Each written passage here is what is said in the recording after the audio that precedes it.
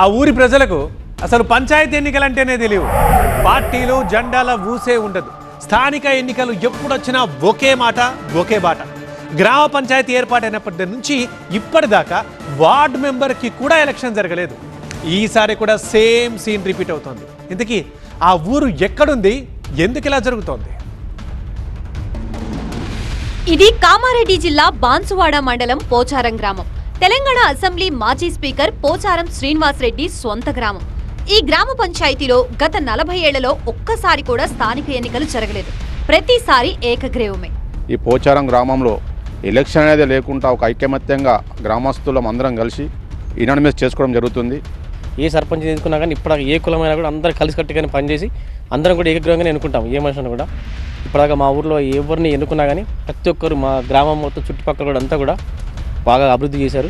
పోచారం గ్రామం 1980లో పంచాయతీగా ఏర్పాటైంది. 1000 మందికి లోపు ఓటర్లు ఉన్న పోచారంలో 8 వార్డులున్నాయి. ఇప్పటి వరకు 8 సార్లు పంచాయతీ పాలక వర్గాన్ని ఏకగ్రీవంగా ఎన్నుకుంటున్నారు గ్రామస్తులు. రిజర్వేషన్ ఏది వస్తే అందుకు అనుగుణంగా ఆ సామాజిక వర్గంలో మంచి వ్యక్తిని సర్పంచ్గా ఎంపిక చేస్తారు. వార్డు మెంబర్ల ఎంపికలోనూ ఇదే విధానాన్ని అనుసరిస్తారు. ఇన్నిసార్లు ఏకగ్రీవం కావడానికి ప్రధాన కారణం సీనియర్ నాయకులు పోచారం శ్రీనివాస్ రెడ్డి. ఊరు పేరునే ఇంటి పేరుగా మార్చుకుని రాజకీయాల్లో 40 ఏళ్లుగా కొనసాగుతున్న పోచారం శ్రీనివాస్ రెడ్డి రాజకీయ ప్రస్థానం కూడా ఈ గ్రామం నుంచే ప్రారంభమైంది.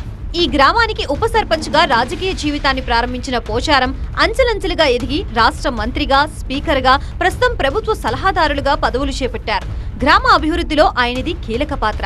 సొంత ఊరు కాబట్టి గ్రామానికి ఏ లోటు రాకుండా చూసుకుంటారని చెప్తున్నారు గ్రామస్తులు. ఇప్పుడు కూడా మాకు ఎస్టీ జనరల్ వచ్చింది.